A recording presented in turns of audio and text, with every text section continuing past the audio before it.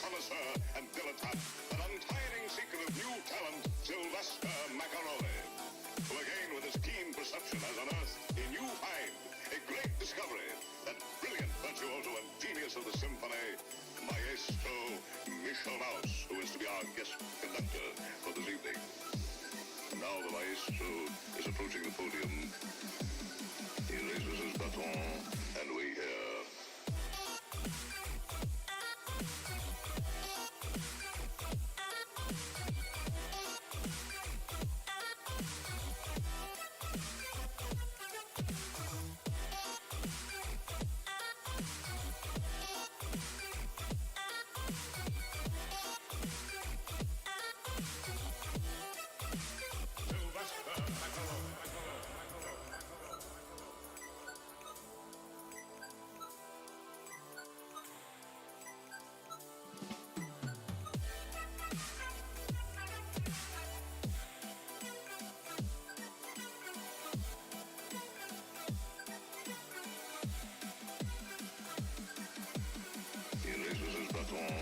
And we hear...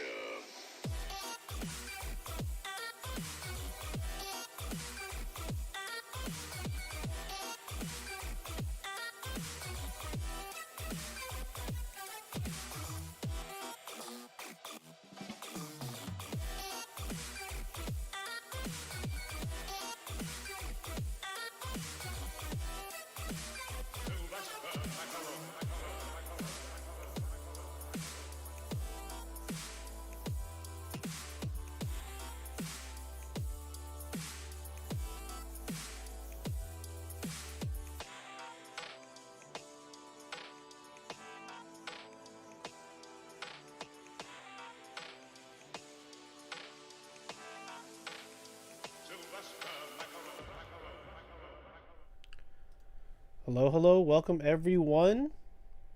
How are you all? Thank you so much for tuning in. It has been a long time since we've done one of these live reads. It's Mr. Ocampo again with Things Fall Apart. Hope you all enjoyed your spring break. Today is April 7th. We are a little more than 6 weeks away from the end of school, and I am very excited. But it's going to be a long haul since... there are no breaks between now and May 26th, the last day of school. So I hope that you are in it with us. We are going to finish this book, 100% going to finish this book and learn something from it, I hope. But today we are just doing chapter 17. For those of you who don't remember, chapter 16 brought Okonkwo's first encounter with a real life white guy. It's one of the colonial missionaries from Europe, has been preaching the word of God. He's already got a band of translators, of African converts, and he's visited the village of Mbanta. Now, all of this was learned in hindsight from Obierika. Obierika is Okonkwo's best friend, and the reason why he decided to pay Okonkwo a visit and learn all of this is because he received an unexpected guest. Nwoye, Okonkwo's first son, visited Umofia without his family while they were still in exile. And that raised some questions. Obierika was like, what are you doing here? Shouldn't you be in exile with your family? What's your father been up to? And Nwoye replies, he's not my father.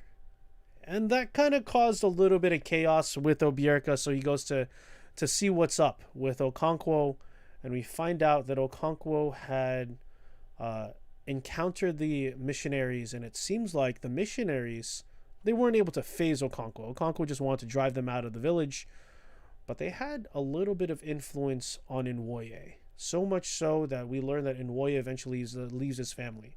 I wonder if this chapter we're going to learn a little bit more about that situation, if we're going to see the schism or the breaking apart of the family, because this is one of the first things that starts to fall apart. Okonkwo has a strong sense of family as part of his self-identity and his culture, and the first thing that the colonials ruin is his hold on his family.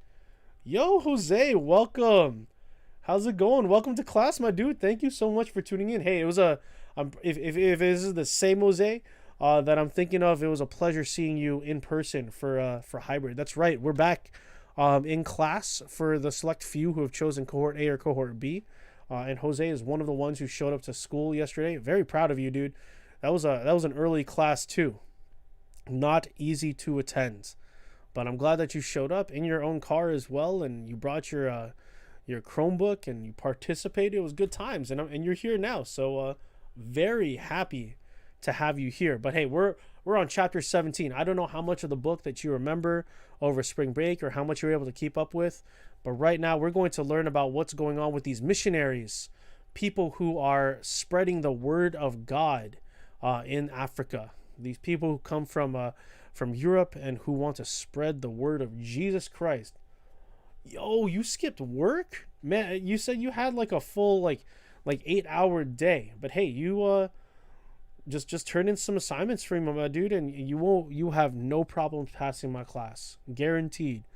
But if you need help with any other assignments or any other classes, just shoot me an email. And that goes for anyone who's watching this right now, whether you're in the live or if you are watching a replay.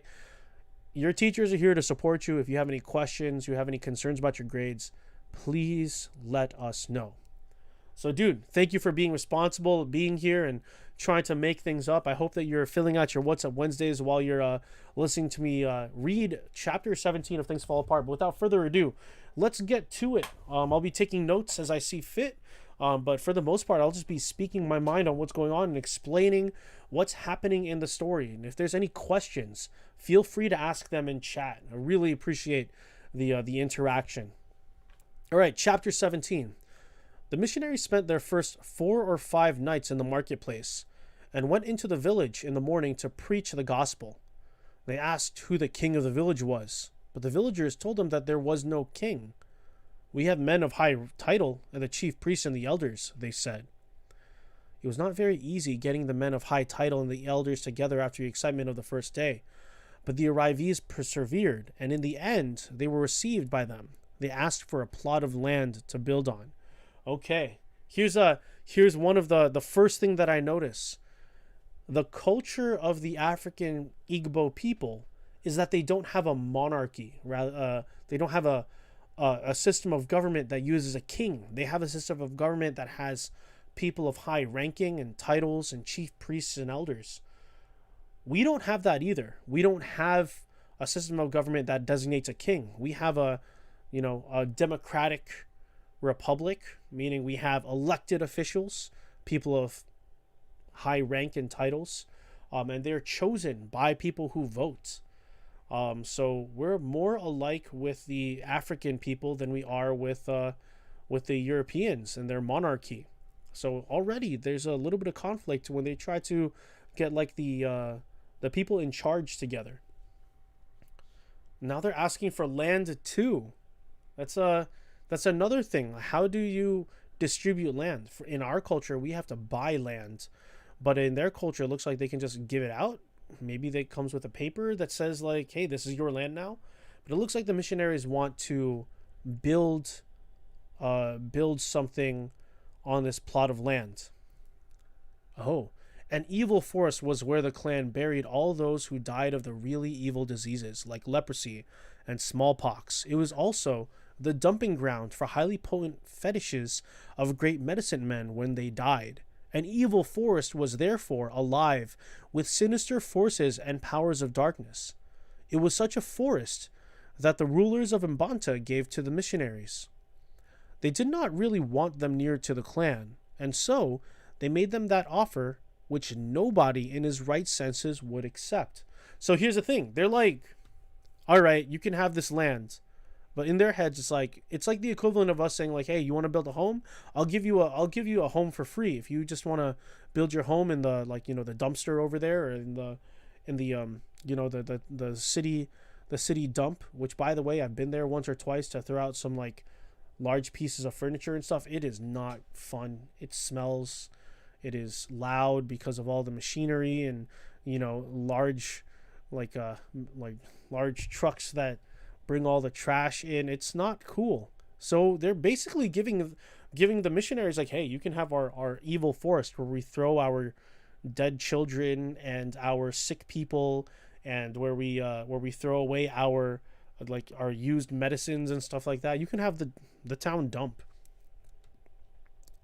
And they didn't think that they would accept it, because it's like, obviously they wouldn't want to go to the evil forest. But remember, these missionaries don't have the same culture. So they're like, oh, these people are nice. They're going to give us this forest. Looks good to me. They want a piece of land to build their shrine, said Uchendu to his peers when they consulted among themselves. We shall give them a piece of land. He paused, and there was a murmur of surprise and disagreement. Let us give them a portion of the evil forest. They boast about victory over death. Let us give them a real battlefield in which to show their victory. They laughed and agreed and sent for the missionaries, whom they had asked to leave them for a while so that they might whisper together. They offered them as much of the evil forest as they cared to take. And to their greatest amazement, the missionaries thanked them and burst into song. Okay, this line here, they boast about victory over death. I'm not sure if anyone knows or follows. If you were of the Christian faith or the Catholic religion, then you know that over the weekend, over spring break, a lot of people celebrated the holiday of Easter, which is, you know, the resurrection of the Christian Jesus Christ, which is also what these missionaries believe. And they believe that, you know, this guy died and he came back to life, thus, you know, having victory over death. And that's what the faith that they're sharing is. So when the people of Mbanta, or is it Mbanta? I think so, yeah. The African people, the Igbo tribe, say like, oh, let's test their faith. Let's see if it really holds up. Because this is where we throw our dead people. If they think that they can conquer dead people, sure, they can have the evil forest. And the missionaries like it. They're happy. So they burst into song. They do not understand, said some of the elders, but they will understand when they go to their plot of land tomorrow morning. And they dispersed. The next morning, the crazy men actually began to clear a part of the forest and to build their house. The inhabitants of Mbanta expected them all to be dead within 4 days. The first day passed, and the second, and third, and fourth, and none of them died. Everyone was puzzled, and then it became known that the white man's fetish had unbelievable power. It was said that he wore glasses on his eyes so that he could see and talk to evil spirits. Not long after, he won his first 3 converts. So here's the thing. Here's what happens. If you place a bet that the other person is going to lose and they win, you start changing your mind a little bit. And some people are convinced. So remember, the word converts means you switch sides, right? So you got some African people who at first think, yo, no worries, Jose. Well, I'm glad that you're tuning in, my dude. So the first 3 converts, you got some African people who are betting that these people are going to die in the first 4 days because they believe that the evil force is going to take over and, you know, kill them. And it doesn't happen. So they're like, oh, shoot. Maybe they're the ones who are right. So I'm going to switch over to their side. So now more people are believing in the Christian faith and the missionaries. Although Nwoye had been attracted to the new faith from the very first day, he kept it secret. He dared not go too near the missionaries for fear of his father. But whenever they came to preach in the open marketplace or the village playground, Nwoye was there, and he was already beginning to know some of the simple stories they told. We have now built a church, said Mr. Kiyaga, the interpreter, who was now in charge of the infant congregation. The white man had gone back to Umofia, where he built his headquarters, and from where he paid regular visits to Mr. Kiyaga's congregation at Mbanta. We have now built a church, said Mr. Kiyaga, and we want you all to come in every 7th day to worship the true God. On the following Sunday, Nwoye passed and repassed the little red earth and thatch building without summoning enough courage to enter. He heard the voice of singing, and although it came from a handful of men, it was loud and confident. Their church stood on a circular clearing that looked like the open mouth of the evil forest. Was it waiting to snap its teeth together? After passing and repassing by the church, Nwoye returned home. Welcome back, Jose. So what you missed, we got our boy Nwoye, who's on the fence. He wants to believe that these missionaries are speaking truth, but he's still holding on to his old faith, his old idea that the evil force is really going to kill them. He's still holding on to that. So he doesn't know. He's kind of like on the fence. It's kind of like I don't know. It's kind of like you want to believe something new, but you have like I don't know. I want to believe that this new person that I met is going to be a great friend, maybe even my girlfriend. But I'm still messed up from my last relationship, so I'm not really trying to get into this new one real quick. I'm kind of cautious right now, you know? That's kind of how he is in Nwoye. He's also afraid of his father. He's afraid Okonkwo is basically gonna beat him if he goes to the missionaries. So he doesn't go to church on that first Sunday. It was well known among the people of Mbanta that their gods and ancestors were sometimes long-suffering and would deliberately allow a man to go on defying them. But even in such cases, they set their limit at 7 market weeks or 28 days. Beyond that limit, no man was suffered to go.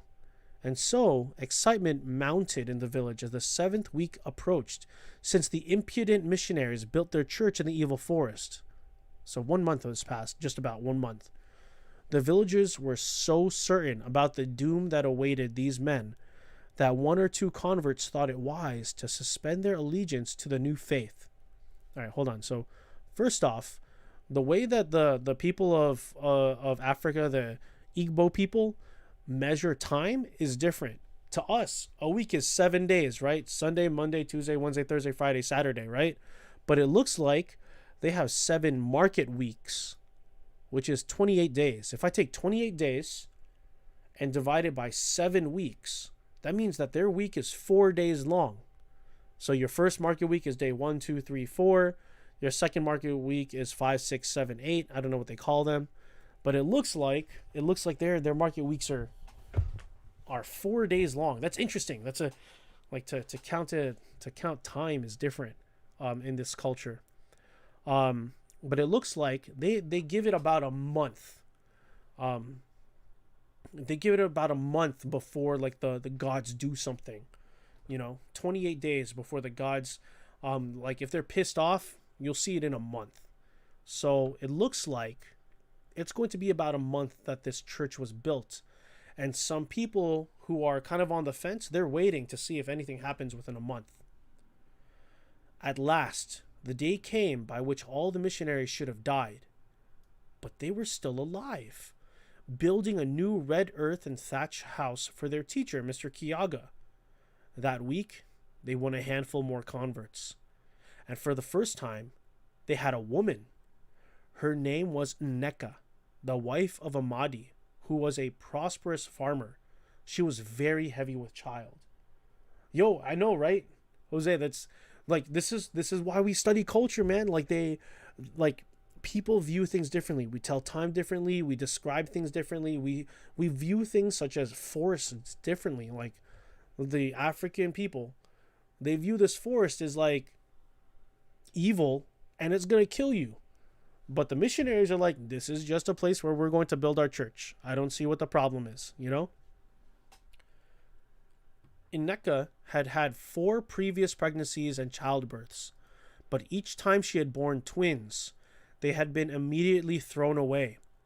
Her husband and his family were already becoming highly critical of such a woman and were not unduly perturbed when they found out she had fled to join the Christians. It was a good riddance. Okay, so again, something that we have to remember. In this Igbo culture, twins are seen as not good. If you have twins, we get to throw them away because maybe it's like a demon child or something like that, right? So we throw them away. Where else? In the evil forest. So this woman, Nneka, has had 4 previous pregnancies, and each time, I don't know how you get this lucky, each time she had twins. 4 times pregnant, and each time she had 2 kids. And each time those kids were killed. They were left in the evil forest to die. So the people are start to see this woman as like, you know, okay, she's not the best kind of woman. If she joins the Christians, that's fine. Good riddance. We don't need her. Isn't that weird? Because like in our culture, like today, aren't you considered lucky if you have twins? It's like, bam, surprise! You weren't planning on having two kids, but now you've got two instead of one. You're lucky, right? I don't know. That's what I always thought. So that's very interesting, their point of view. One morning, Okonkwo's cousin, Amikwu, was passing by the church on his way from the neighboring village when he saw Nwoye among the Christians. I know, right? Yo, Jose, they are different. But remember, just because you're different doesn't necessarily mean you're wrong. You know? I mean, like, not inherently. Like, according to my culture, it's definitely wrong to get rid of twins, like just to kill them outright. But, you know, it's just how we're raised and what we learned. Yeah. It's different, and that's why I enjoy this book, because how do you think the characters are going to react to a brand new group of people who are going to say like, "Hey, you had twins. Congratulations. You don't have to kill them. You can keep them." If you were that mother who just, 9 months carrying child, and you on one side, you have a group of people who are telling you like, "Hey, you've got to kill your kids because they're evil." And then on the other side, they're saying like, "No, keep your kids. They're a blessing. Congratulations, you got 2 kids. We'll help you take care of them." Which group of people would you rather be with? Just curious, Like, would you stay with the people who want to kill your kids, or do you want to go with the people who want to help you raise your children? I don't know about you, but if I were that mother, I might switch. Maybe this culture is not right for me, but this one is. I might switch over. And that's exactly what Nneka did. She switched over to Christianity. She became a convert. All right, where was I? One morning, Okonkwo's cousin, Amikwu, was passing by the church on his way from the neighboring village when he saw Nwoye among the Christians. He was greatly surprised, and when he got home, he went straight to Okonkwo's hut and told him what he had seen. The women began to talk excitedly, but Okonkwo sat unmoved. Ooh, what do you think is going to happen here?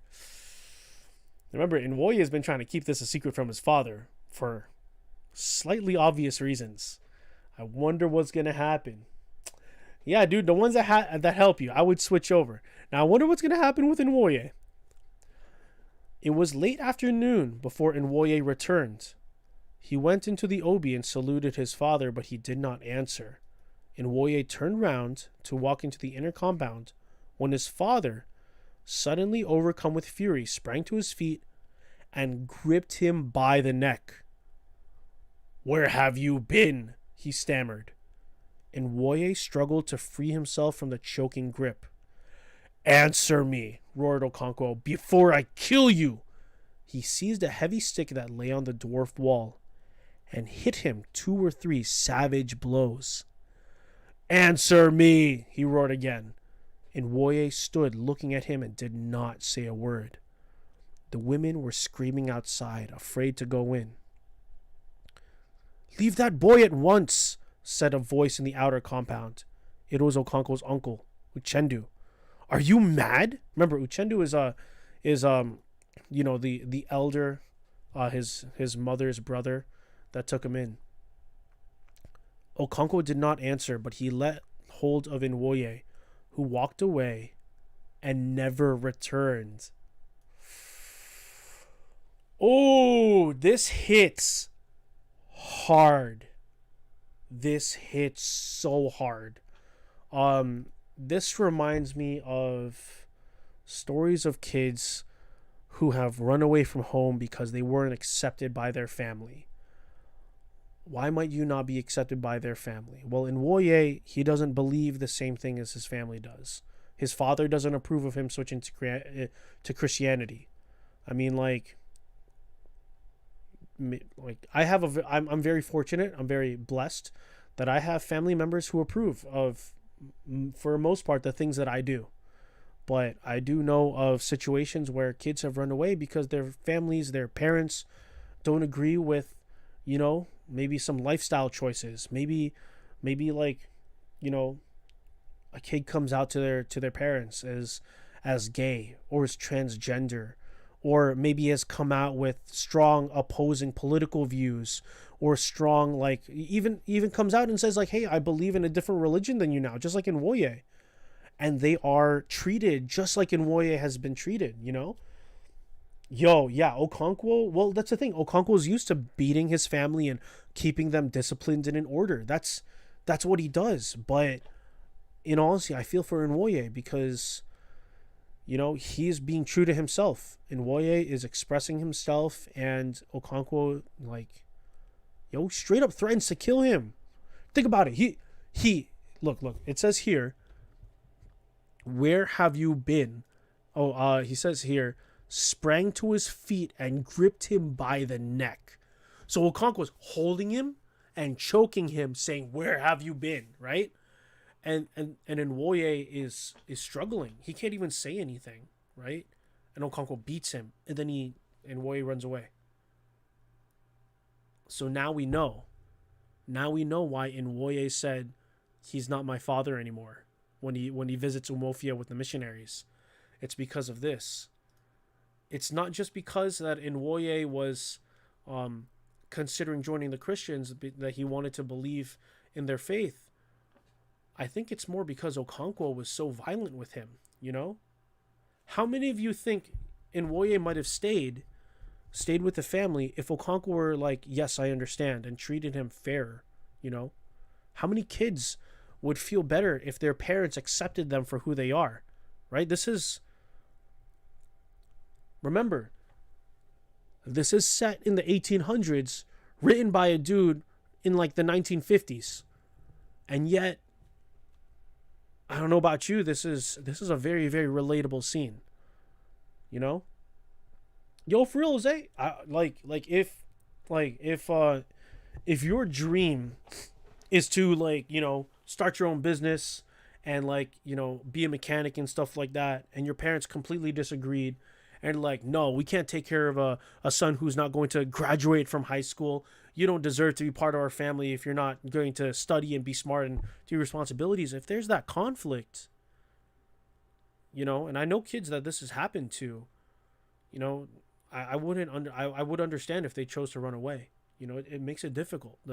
This home life is not stable at all, right? So yeah, that's rough. That is rough. And at the same time, how many of you would have acted like Okonkwo if someone that you think you knew, someone that's very close to you, someone that you feel like you can control, all of a sudden comes out to you and says like, yeah, I'm very different from you. I don't believe in what you say. Would you try to control them like Okonkwo did? Because that's what he did. He tried to control him with the violence. And I know a lot of you know that I'm not that type of teacher to do that. I don't try to control my students with violence. I try as hard as possible not to threaten you with yo, I'm gonna write you up. I'm gonna send you to the dean's office. I'm gonna make sure that you don't pass this class. I try not to be as threatening as possible. I don't want to be like Okonkwo, So that's how would you react? Put yourself in Okonkwo's shoes.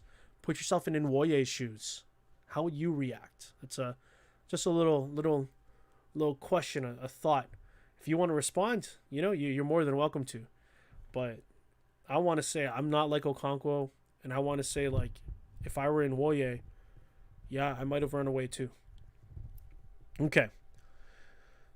This is in Nwoye. He went back to the church and told Mr. Kiaga that he had decided to go to Umofia, where the white missionary had set up a school to teach young Christians to read and write.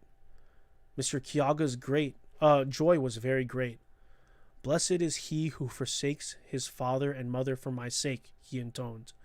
Those that hear my words are my father and my mother. Jose, I appreciate it, my dude. I appreciate it. You don't got to butter me up. I'm gonna pass you. You just got to turn in one or two assignments and I'm gonna pass you. Don't worry. As Okonkwo sat in his hut that night, gazing into a log fire, he thought over the matter.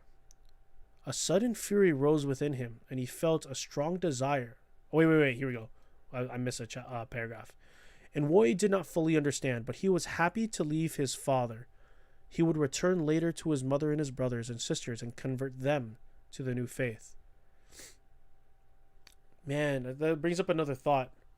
You know, like, say my dad, or like if I were a teenager again, if I were a young kid, and I knew that my father was living a life that I disagreed with. Maybe my father is doing, like, you know, he's doing some maybe not some lawful things in order to make ends meet. Like, I could understand him, but at the same time it doesn't line up with my ideals. Yeah, I would leave that life. You know, I would leave that life, and I would try to come back and get my mother and brothers out. You know, that's one of the. I'm gonna try to put it in another way. Like, say, like, I grew up in a tough household. My father, he grew up in a gang, and he's doing everything he can to make ends meet. But, you know, he lives a tough life, and he expects us to live a tough life as well. But if I'm able to get an education, I'm able to, like, turn over a new leaf. I disagree with that lifestyle, I might leave so I can better myself, and then come back and get my mother and my siblings out of it too. That's another situation. Hey, take care, Miss Antarobos. Thank you so much for attending. I hope you have a good meeting. And for those of you who are still here, I hope that this is making sense, and that I'm able to explain this situation in as relevant and as relatable a way as possible. All right, we're gonna switch gears here and see things from Okonkwo's point of view. We've been kind of looking from Nwoye's point of view, you know, how he reacted. And remember, we're analyzing how our characters react to cultural conflict. So in Nwoye, his reaction, he runs away. He changes his culture. He renounces the culture that he's grown up with, the beliefs that his father and his family have put in him, and he switches over to Christianity. What does Okonkwo do? As Okonkwo sat in his hut that night, gazing into a log fire, he thought over the matter. A sudden fury rose within him, and he felt a strong desire to take up his machete, go to the church, and wipe out the entire vile and miscreant gang. But on further thought, he told himself that Nwoye was not worth fighting for. Why, he cried in his heart, should he, Okonkwo of all people, be cursed with such a son? He saw clearly in it the finger of his personal god or chi. For how else could he explain his great misfortune and exile, and now his despicable son's behavior? Now that he had time to think on it, his son's crime stood out in his stark enormity. To abandon the gods of one's father and go about with a lot of effeminate men. Ah, there's the word, effeminate. He likes to, his mindset is always like, I'm a man and you're a woman. So he's calling these men effeminate, like women. Clucking like old hens was the very depth of abomination. Suppose when he died, all his male children decided to follow in Nwoye's steps and abandon their ancestors. Okonkwo felt a cold shudder run through him at the terrible prospect, like the prospect of annihilation. He saw himself and his fathers crowding round their ancestral shrine, waiting in vain for worship and sacrifice, and finding nothing but ashes of bygone days, and his children the while praying to the white man's god. If such a thing were to ever happen, he, Okonkwo, would wipe them off the face of the earth. Remember, in Okonkwo's culture, it's very important to honor the spirits of your ancestors, to honor your family, to honor your fathers and your father's fathers. It's very similar what I'm thinking of to like Mexican ofrendas at Day of the Dead. Mexican ofrendas where you honor your family, right? And you don't let their memory go away. You remember who they were, and you teach your offspring who your family was, right? It's very similar to that, I think. And Okonkwo was afraid that his son is not going to honor him, is not going to honor his ancestry, is not going to honor his lineage. I don't know how many families believe this, but there are some people who are afraid that, oh, if I don't have a boy, then my lineage is going to die. I know in period 5, Angel keeps saying like, yeah, mister, if I don't pass on the McFarlane name, there's going to be no other McFarlanes in my line, in my lineage. Like, dude, one, it doesn't matter. But in this culture, it really does. You have to pass on that lineage, or else it might die. And that's what Okonkwo's afraid of. Because Nwoye might never pass on his lineage, right? Okonkwo might never see his grandchildren because Nwoye instead is worshiping another god instead of his ancestors. What are you saying yes to, Jose? You feel it? You understand what I'm saying here with the whole feeling of like lineage and the importance of passing down your last name? You know, I forget what your last name is, Jose, but like, don't you want to pass that on to your kids and then have your kids, like, you know, pass it on to their kids, and then you have grandchildren who remember who you were, the guy who worked so hard to get his degree in high school and, like, you know, make a business and pass that business down to his kids so that they can have, you know, a better lot in life. Don't you want that from your family? Now imagine your family decides, nah, we're not going to do this. We're not going to honor the family business anymore. We're just going to let that life go by, and, you know, everything that you've worked for is basically for nothing. That's where Okonkwo is feeling. He feels so cursed that Nwoye doesn't follow what he's been preaching this entire time. Instead, he's following what these white people are doing. That must suck. Okonkwo was popularly called the Roaring Flame. As he looked into the log fire, he recalled the name. He was a flaming fire. How then could he have begotten a son like Nwoye? Degenerate and effeminate. Man, he really does not think highly of his son. Perhaps he was not his son. No, he could not be his. His wife had played him false. He would teach her. Damn, that's so messed up. Okonkwo is at the point of his like rationale that he's thinking like, maybe my wife cheated on me and this isn't really my son. There's no way he inherited my genes. That's so fucked up, right? But Nwoye resembled his grandfather, Unoka, who was Okonkwo's father. He pushed the thought out of his mind. He, Okonkwo, was called a flaming fire. How could he have begotten a woman for a son? At Nwoye's age, Okonkwo had already become famous throughout Omofia for his wrestling and his fearlessness. He sighed heavily, and as if in sympathy, the smoldering log also sighed. And immediately Okonkwo's eyes were opened, and he saw the whole matter clearly.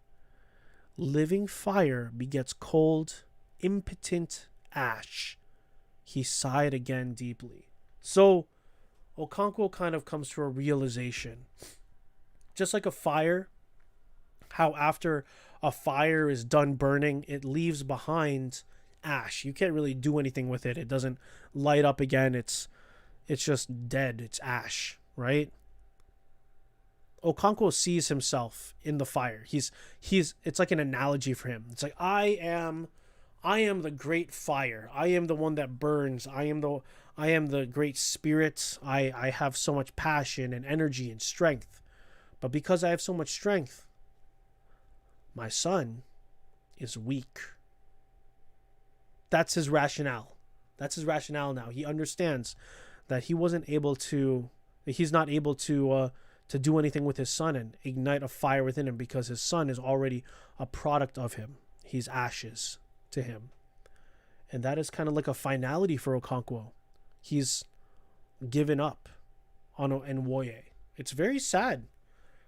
So, here we have things starting to fall apart with Okonkwo. We see his family fall apart. He lost his first son, the one he placed his hopes in to carry on his name, his lineage, to honor him and his ancestors when he gets older, to carry on the farm, basically. This is the first thing that falls apart. And part of it is because Okonkwo's, violence towards Nwoye.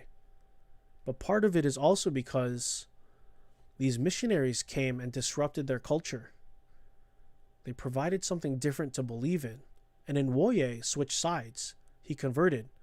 And Okonkwo, try as he might to fight back, is not able to control in Woye.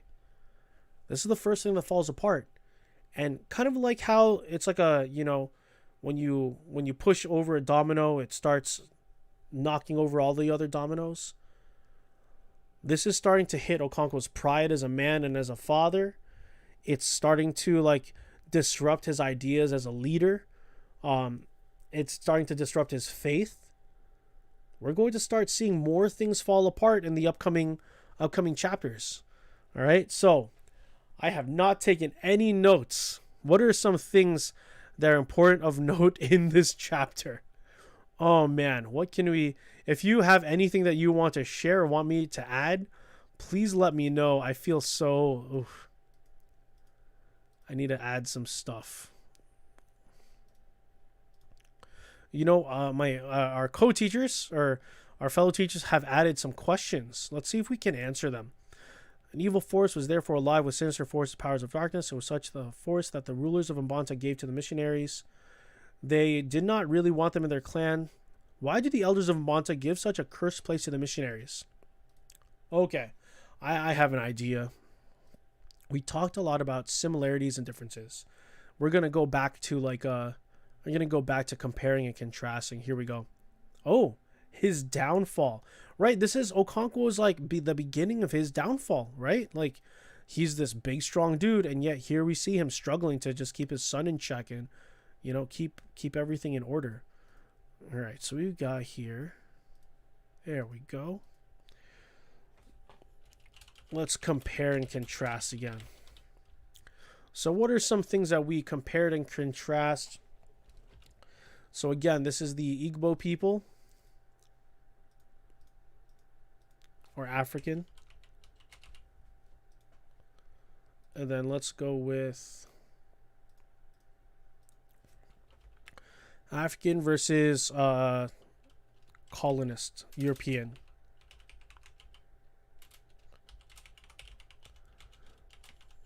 Yeah, we got missionaries, right?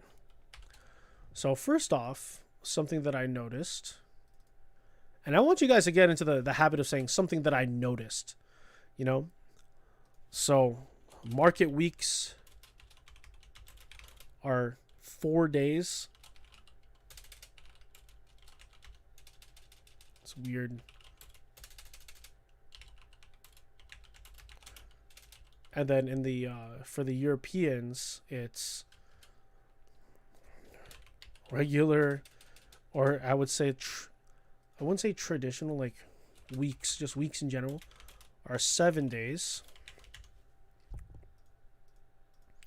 For the African people, forest is evil. Evil. Throw the dead. Forest is a forest. We build a church and meet every Sunday. Okay, see where I'm going with here? Where we throw the dead, diseased, and cursed, and will kill you. There we go. Forest is a forest where we build a church and meet every Sunday and will not kill you. See how I'm comparing and contrasting here. What else did we come up with?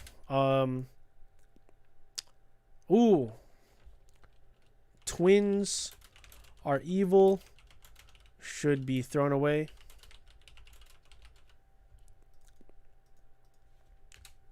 Twins are blessed. Children of God. There we go. There's a whole lot of differences here. What were some other differences that we found? There's the one about the market weeks. So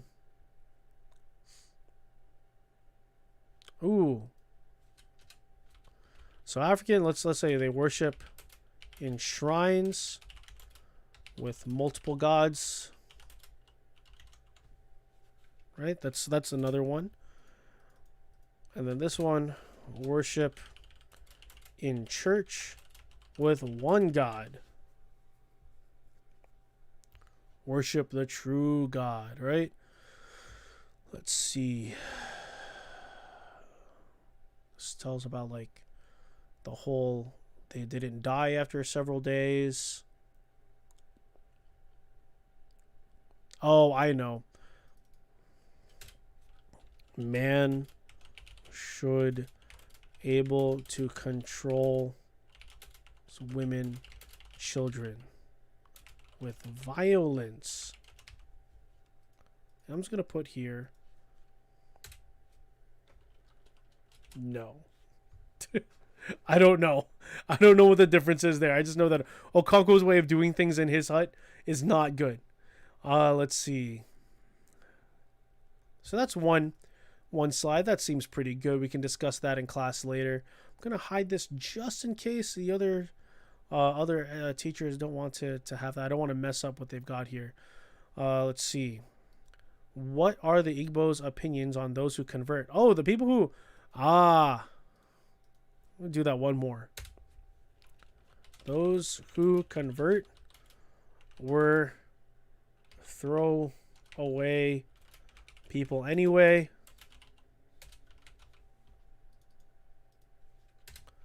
Those who convert are blessings from God. So like if I were African and I converted, the African people would see me as basically like a sellout. Like, we don't like this guy anymore. Or we never liked him to begin with. And then the Europeans would be like, hey, this is our new best friend. That's, have you ever switched friend groups like that? You know, your old group is like, oh, he wasn't cool anyway, whatever. And your new group is like, this is the coolest guy that we've ever hung out with. This is awesome. And I would feel more welcome with the new group. So I would stay with them even harder. Let's see. What else? What other questions? Why, in your opinion, do the people who have less power in Igbo society the first to convert to Christianity? Just like how I mentioned, like, if you're not feeling welcome with one group, why would you stay with them if another group is saying like, hey, you can join us? I know, like, we talked about in class about how, you know, we should be ride or die with our family or friend, like close friend groups. But honestly, if your family group is toxic or your friends are not fulfilling to be around or they're not good influences, why shouldn't you switch over to another group? I mean, like, yeah, we might have different like values and loyalty, but at the same time, it's you got to draw the line somewhere, you know. And these people who the Igbo society have already cast out, they're probably going to be converting to Christianity because they can be like, at least these people don't think we suck as individuals. Let's see. What does Okonkwo blame others for his misfortune here? Okonkwo is very prideful. I missed this. Okonkwo is blaming other people for having a weak son. He blames maybe his wife for cheating on him. He blames like his genes on like from his grandfather. He doesn't blame his own parenting skills because in his culture, he's been taught to believe that that's right. That's the right way to live. You're right, Jose. Everything is very situational. It all depends. But that's the critical thinking, man. Don't be like Okonkwo. Okonkwo is very black and white. He's very like, you know, my way or the highway. He never like has a it depends moment, you know? He's very set in his ways, and I think that's how we have to go about with dealing with culture, especially cultures that are different from ours. You know, we have to acknowledge that sometimes our cultures, what we believe isn't always the best for a certain situation. Like you said, it depends. For example, in my culture, in Filipino, Asian culture, it's very important to honor your family. It's very important to take care of your elders. It's very important to take care of your parents. But if I had a parent like Okonkwo, someone who's abusive, someone who is very controlling, very prideful, someone who's basically toxic, even though it goes against my culture, like you said, it depends. Even though against my culture, I would have to go against my family, and I would have to cut them out of my life. I would be like Nwoye, like I said. I would choose to be like Nwoye and run away or find a different, better situation for myself. You're right, it depends. Culture is not black and white. Our beliefs and our values are not black and white, or rather, I think this story is telling us it shouldn't be, because we have this character, Okonkwo, who believes that everything is black and white. You are either a man or you're a woman. You know, I wonder how Okonkwo would have reacted to our present day society. You know, in his head, you're a man or you're a woman. And then in our society, we are starting to accept. I wish we had, better, better management of this, and it was moving along quicker. But we're starting to accept, homosexuality. We're beginning to say, beginning to accept transgender people who are non-binary, people who have, who are on the LGBTQ spectrum or our gender identity. We're starting to use different pronouns for each other. In Okonkwo, I think he would react incredibly negatively to all this. But I think this story is suggesting that maybe that's not the right way to be, especially if you want to avoid cultural conflict. Now remember, we're not yet through with this novel. We have to see how Okonkwo reacts to everything that's going to fall apart in his life. And I'm going to leave it up to you, the reader, to decide whether or not Okonkwo deserved his fate, whether or not he reacted well, or what it's trying to tell us to do when we have cultural conflicts or political conflicts or just ideological conflicts in general. What do you do when you have someone or an idea that disagrees with your own? Do you stand up to it like Okonkwo? Or do you go with the flow and convert like Nwoye? Or do you find somewhere in between? And it's not just enough to say it depends, because you can say that anywhere. You're right. I want you to decide for yourself. Where do you draw your line? Where does your black end and your white begin? Or is there a whole lot of gray in between? And this is especially important, especially if you're one of my students or another high school student that's tuning into this. At your age, you're deciding that for yourself. And I hope that the experiences that you get in real life can be reflected in these stories that we are reading, like in Things Fall Apart. And that you learn how to discern for yourself what's right and what's wrong. That's the beauty of English, of reading. It doesn't have to be English. I'm just an English teacher, but that's the beauty of reading and experiencing other people's thoughts and ideas and perspectives. So, Jose, thank you so much for tuning in and being here. If you're still there, I hope that this kind of like made you think a little bit about Okonkwo's situation, but more importantly, your situation as an individual who has to navigate a world where there's so many cultures and so many ideas and so many thoughts and perspectives. I hope that this makes you think a little bit about how you react to conflict, how you react to people's differing ideas. Like, maybe if you encounter someone who has a different view on food than you, like if, say, you meet a vegan, that how would you react when they encourage you to not eat meat? How would you react if they offer you a bite of, imitation chicken made out of purely bread dough? Just saying. But hey, dude, thank you so much for being here. And to anyone that was lurking in the chat or is viewing this as a replay, I appreciate this colorful conversation about culture and how we view life. I know that my notes were severely lacking today, but I hope that the discussion made up for it. We'll discuss this further in class. For those of you who are taking my course, we'll be discussing this Thursday and Friday, so don't forget to tune in. And also don't forget to keep up with the change schedule.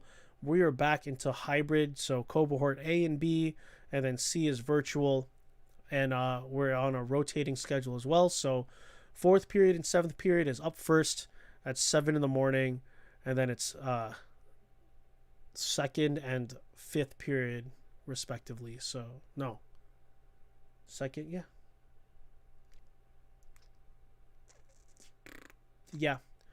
no, 2nd and 4th. Yes, 2nd and 4th. And then no, I think I did it wrong. Whatever. But you guys will figure it out. The schedule is there in Canvas. If you need help, please reach out, email me, shoot me a message in Canvas. But it has been a pleasure. Thank you for joining me today. You all have a wonderful rest of your Wednesday, and I will see you in class. Thank you so much. And yeah, take care.